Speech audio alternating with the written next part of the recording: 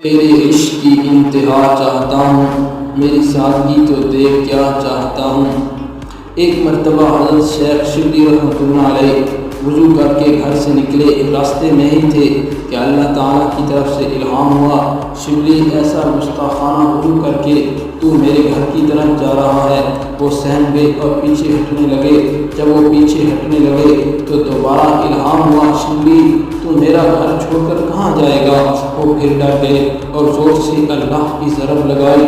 जब अल्लाह का लफ्ज़ कहा तो इल्हाम हुआ, शिबली तू हमें अपना जोश दिखाता है।